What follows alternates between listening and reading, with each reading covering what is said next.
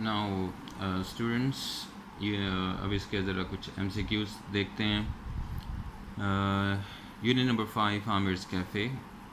MCQs इसकी आप मैं आइडिया देता हूँ, थोड़ा सा आप इसको इस तरीके से भी याद करते रहें साथ साथ, ताकि इजी हो जाए, याद करने में आपको प्रॉब्लम ना हो।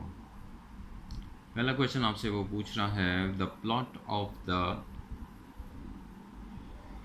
Land stood dash to the park.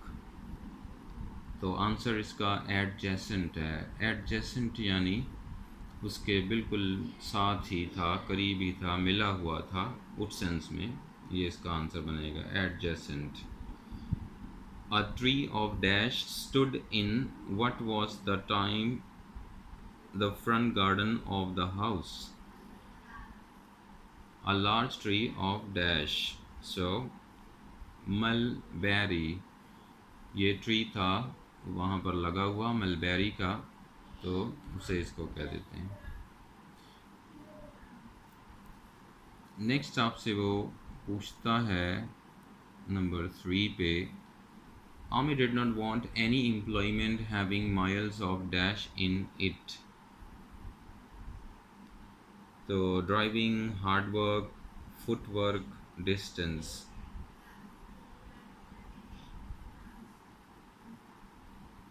तो इसका आंसर आप फुटवर्क देंगे, जैसे कि यह सेंटेंस की रिक्वायरमेंट शो करती है। According to grammar, Maha is, Maham, ये एम भी है इसमें, लेकिन शायद शॉर्ट नेम इस्तेमाल है माहा। तो ये एक नाउन है, प्रोनाउन नहीं है, एडवर्ब नहीं है, वर्ब नहीं है, नाउन है ये, लेकिन है ये प्रॉपर नाउन। सो एनीवे, लेकिन फ़िलहाल ये कॉमनली अगर देखा जाए तो ये नाउन में आता है। Amir earned his livelihood by buying and selling dash items, gold items, silver item, metal items या brass। तो ब्रास आइटम थी, जिसे आप तांबा, पीतल, हाँ ये पीतल की चीज़, जो बर्तन बने होते हैं, पीतल धात है, जिस तरह ये भी धातें हैं, सिल्वर, मेटल और गोल्ड। तो ब्रास पीतल को उर्दू में कहते हैं, तो उससे बनी हुई ये बर्तन वगैरह चीज़ें बेचा करता है। द सिनोनिम ऑफ स्ट्रोन इज, इसका सिनोनिम क्या होगा? ये होगा स्प्रेड, फेंकना, बिखेरना। द सिनोनिम ऑफ थ्रॉन्ग यानी हुजूम, इसे क्राउड कहेंगे आप।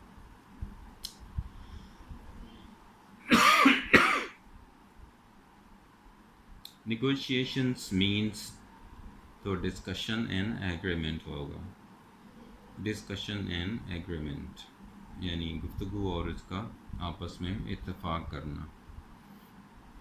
Aamir saw in his mind what the dash would look like, what the cafe would look like, यानी उसका जो कैफ़े था वो कैसा होता या कैसा होगा। Which question tag is used with they are new?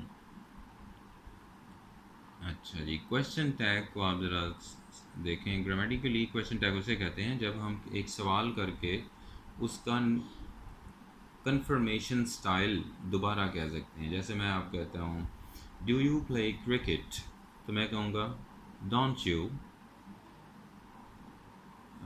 Do you like rice, मैं कहूँगा डोंट यू। या मैं कहूँ don't you play cricket, do you.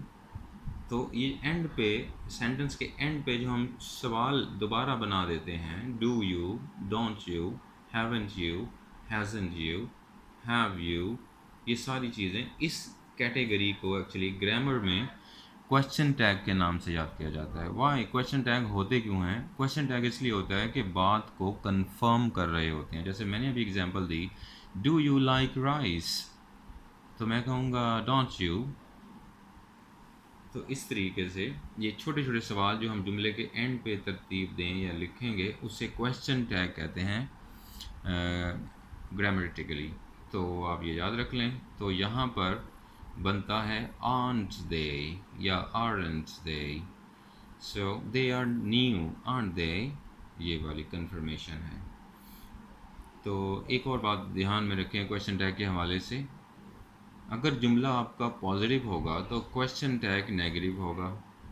जैसे कि दे आर न्यू, ये पॉजिटिव सेंटेंस है, तो इसका question tag aren't they ये नेगेटिव है. अगर आपका जुमला ही नेगेटिव हो तो क्वेश्चन टैग पॉजिटिव होगा. जैसे कि दे आरंट न्यू, तो मैं कहूँगा आर दे, वो हम पॉजिटिव कर देंगे फिर. तो ये इसका फार्मूला याद रखिए कि अगर जुमला पॉजिटिव होगा तो क्वेश्चन टैग नेगेटिव होगा, और अगर जुमला ही नेगेटिव होगा तो क्वेश्चन टैग पॉजिटिव होगा, यानी दोनों ऑपोजिट होंगे ऑल द टाइम.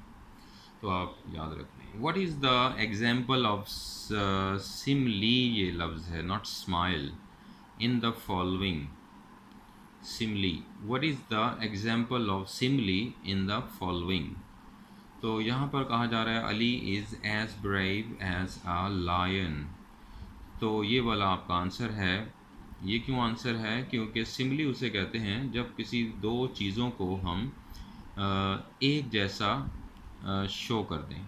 अब वो कह रहे हैं अली जो है इतना ही बहादुर है जितना कि शेर है, तो इसलिए हम उसे कह देते हैं. जैसे हम आप कह देते हो जो पोमग्रेनेट है यानी अनार, pomegranate is as red as blood, खून की तरह सुर्ख है ये अनार.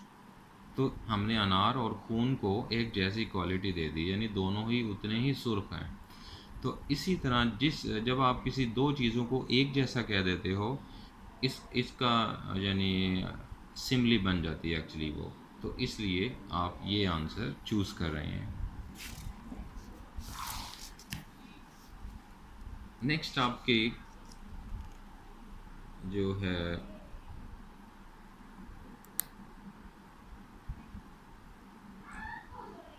MCQs दो एक वो ये वाले हैं. द ओवर राइप अनपिक्ड अनटेस्टेड, वो क्या चीज़ थी जो ओवर राइप थी, यानी बहुत ज़्यादा पक जाना. ओवर राइप मैंने हद से ज़्यादा पक जाना. अनपिक्ड जिन्हें तोड़ा नहीं गया था, और अनटेस्टेड जिन्हें चखा नहीं गया था. वो क्या चीज़ थे? वो मेलबेरीज थी. The comparative degree of beautiful, यानी ब्यूटीफुल एक एडजेक्टिव है और इसकी दूसरी डिग्री मांग रहा है वो आपसे. कंपैरेटिव उसका नाम होता है, तो दूसरी डिग्री बनती है मोर ब्यूटीफुल से. ये भी आप ध्यान में रखें. कुछ अल्फाज ऐसे हैं जिनके साथ मोर और मोस्ट लग जाता है, तो आपने शॉर्टकट इतना ही फ़िलहाल ध्यान में रखें कि ऐसे अल्फाज जिनको बोलते हुए ज़बान जो है एक से ज़ायद मरतबा मूवमेंट ले ले, तो उन तमाम अल्फाज के साथ हम मोर और मोस्ट लगा देते हैं. जैसे कि बैड, ये एक ही मरतबा में अदा हो गया है, लेकिन ब्यूटीफुल ये 3 पार्ट्स में अदा हो रहा है. तो ऐसा लफ्ज़ जिसके पार्ट्स बन जाएं, एक से ज़ायद पार्ट्स बन जाएं, उन पर यह फार्मूला अप्लाई हो जाता है कि उनके साथ मोर और मोस्ट लगा देते हैं. ये आप याद रखें. तो यहाँ पर मोर ब्यूटीफुल आंसर हो जाएगा. The superlative degree of hot is hottest. ये सुपरलेटिव यानी थर्ड डिग्री को कहते हैं, तो उसको हॉटेस्ट है. We use the positive form of an dash when we are describing an object. तो एडजेक्टिव की पॉजिटिव फॉर्म हम इस्तेमाल करते हैं जब हम किसी ऑब्जेक्ट को डिफाइन कर रहे होते हैं. We use the comparative degree of adjective when we dash two things. two thing को क्या करते हैं? कंपेयर करते हैं. तो जब ये दो चीज़ों का आपस में मुवाजना किया जाता है तो हम वहाँ पर कंपैरेटिव डिग्री इस्तेमाल करते हैं, यानी एडजेक्टिव की दूसरी डिग्री जिसको कंपैरेटिव कहते हैं वो इस्तेमाल की जाती है. ये आपके MCQs हैं, इन्हें ध्यान में रखिए और प्रैक्टिस कीजिए.